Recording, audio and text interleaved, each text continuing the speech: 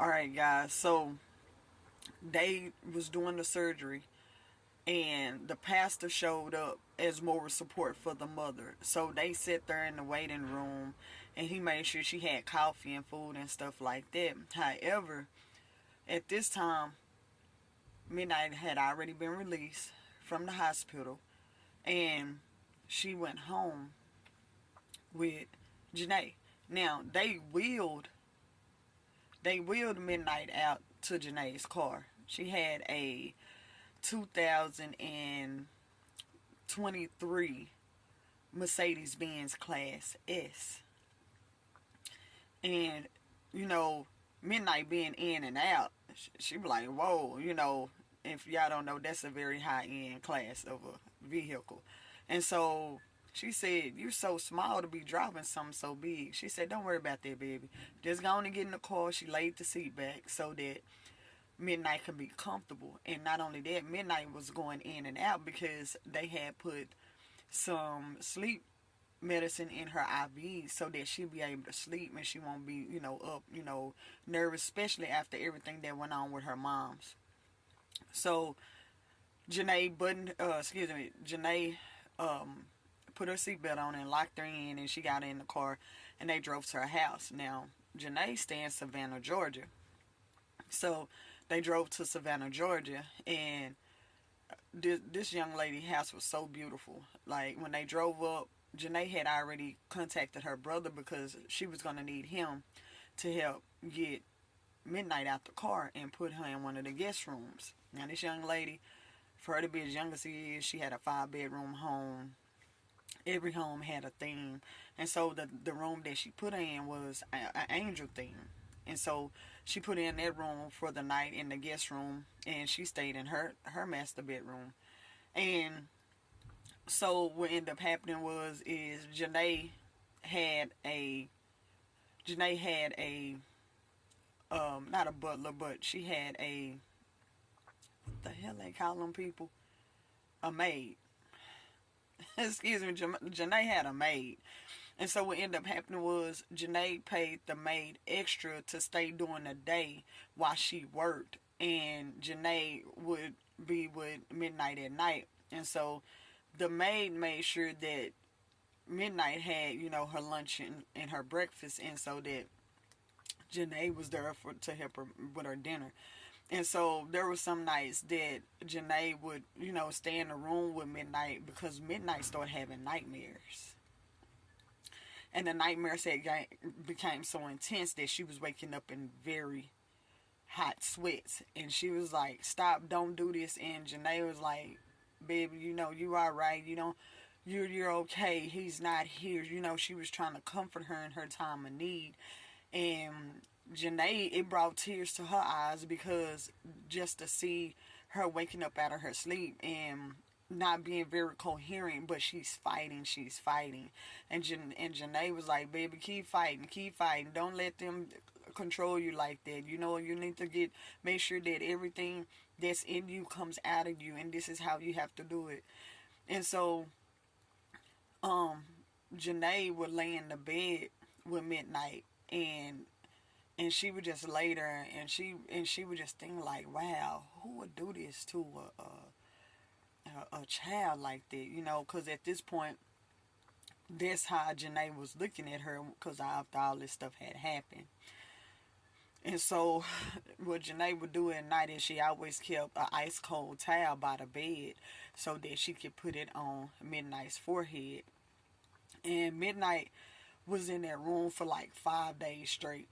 And even though Midnight was in the room for like 5 days straight, Janae made sure that her medical situation was taken care of on her job so that she would still have a job when she healed.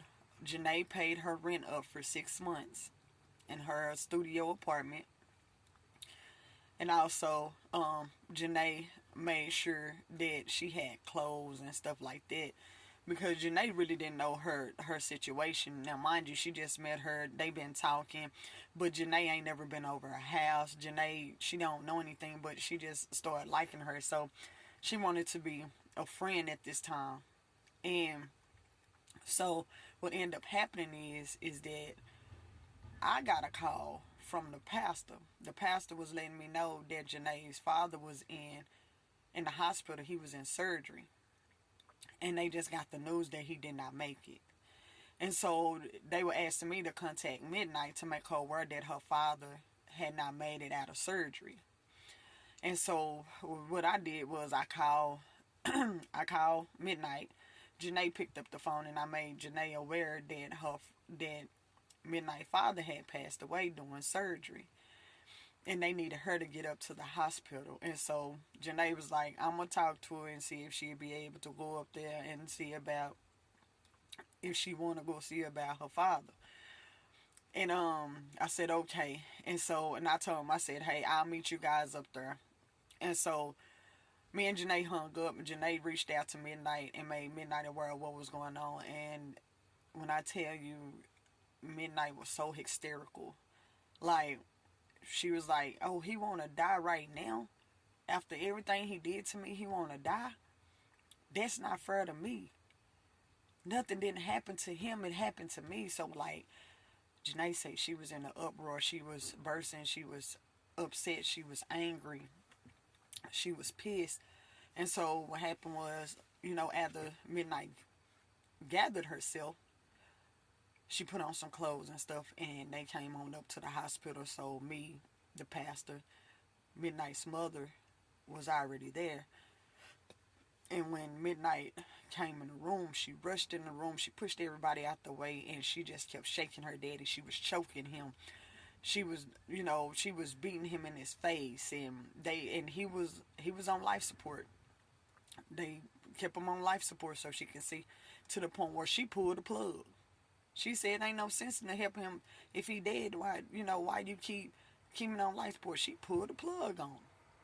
Everybody was like, gasping for air, and the pastor had to grab. The pastor had to grab Midnight and tell her, and he hugged her, and he said, "Baby, it's gonna be okay. I understand what you went through, but this is not the way to deal with it. You got to deal with it in a different way, because you're not going to be able to get over the hurt and pain if you're doing it in a violent way. You have to release, and you have not released." And so the pastor was, he took her outside, and he just held her. And this is the first time that Midnight allowed a man to touch her to where she felt comfort. And so I was in shock. The mother was over there crying, and so Janae went over there to comfort the mother. And so what ended up happening is that after Janae went to comfort her mother, she went ahead and went outside with Midnight, and the pastor came back in to support the mother. So they was getting all the arrangements and stuff together. And what ended up happening was, after they did all that and they pulled the plug, they went ahead and called the coroner, the funeral home, to come and pick him up. And so what ended up happening is Janae was talking to Midnight and letting her know that the worst part is over. Sometimes it's meant to happen like this so that you'll get peace in your mind, and it's going to take time so you can move on with your life.